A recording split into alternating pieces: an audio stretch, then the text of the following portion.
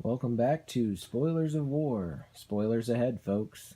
Well, this time out for the Dragon Tamers is a lot less fun in How to Train Your Dragon 3: The Hidden World, which honestly just turns out to be a cave under a sinkhole in the ocean. But I digress.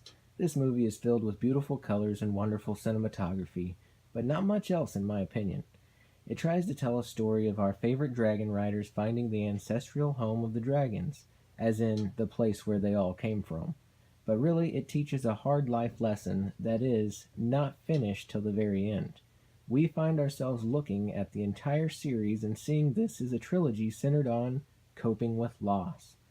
When you think about it, in this light, you may even find it a bit depressing, but DreamWorks will not stop until Hiccup, the protagonist of this series, loses nearly everything he holds dear. From losing his leg and mobility, to losing his mother, and just when he finds his mother again, and you think he is going to finally catch a break, then boom, his dad dies. Then he loses his freedom by being made chief of the whole tribe and getting married to Astrid, to the finale of the movie where we find our hero giving up his dragons and ultimately losing his best friend Toothless. Now, this was going to be a short video, so I threw in a little bit of light philosophy on life. However, here is the movie in a nutshell. Hiccup and the gang are having a great time going around and freeing or stealing dragons from their Viking captors and bringing them back to their island, Berk. But soon they realize there are too many dragons on this little island and that the hunters will come looking for the dragons there. Then, conveniently, they all remember that there's an old sailor's tale of a hidden place in the ocean where all the dragons are said to have come from. So they decide they will try to take the dragons back to this hidden place, their homeland. Now, a very skilled dragon hunter somehow sneaks into their camp and tells Hiccup that he has killed every other night fury in the world except for the one living there in Berk, i.e., Toothless, his best friend. Now the team runs the villain off this time, but he vows that he will return to kill the night fury. So, rather than trying to fight him off from their home, which is a defendable position, they instead decide to run into the ocean in search of the hidden dragon world where they are all supposedly going to be safe. However, the dragon hunter has a pet white light fury. He releases it and tries to draw Toothless, Hiccup's dragon, away.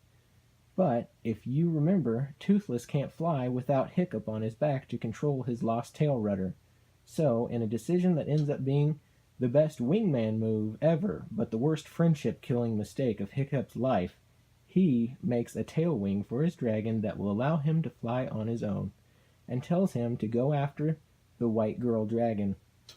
The dragon trainers find a new island on their way to the hidden dragon cave and set up camp there. While out scouting ahead, Hiccup and Astrid find the hidden cave full of dragons and beautiful luminescence and plenty of natural black light, and realize the dragons all have sweet designs all over their body that can only be seen under those black lights.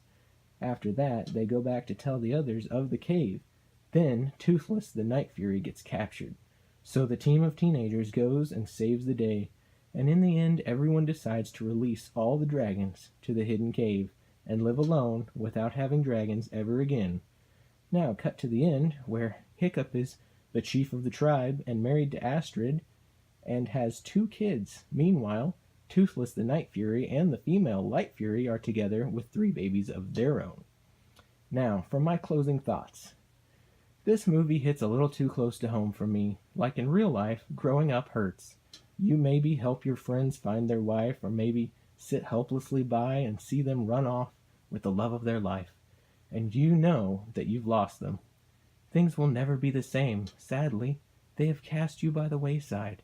It happens, and it still makes me wonder why it has to be that way. Even to this day, I wonder. Now, secondly, this movie is a clear cash grab. There was barely any effort put into the storyline. For goodness sakes, the main bad guy's lifelong ambition was only to be known by a handful of people as that guy that killed a certain type of dragon. And, if he can just drive that one breed to extinction, then he will be able to die a happy man. The point of the movie was to introduce new colorful dragon toys and a new bad guy character, and that's it. Something for your kids to buy. It's the toys. The whole point is to sell kids more toys. And they did it with this sad shell of a movie. Honestly, what's next in the series? I mean, How to Train Your Children? Because these dragons aren't coming back. Now, my third thought, don't be happy for or encourage your friends' serious relationships that will leave and likely never be seen again. Then you will just be sad like Hiccup at the end of this movie. And my last thought is the Vikings. Why aren't they living up to their Viking standards? These are the worst Vikings ever. They don't conquer or pillage. They don't fight or plunder. They're all about peace and love, like they were invaded by hippies or liberals. They need a Ragnar or a Beowulf in their mix. Now that's a movie I want to watch. But thanks for watching. That's all for now.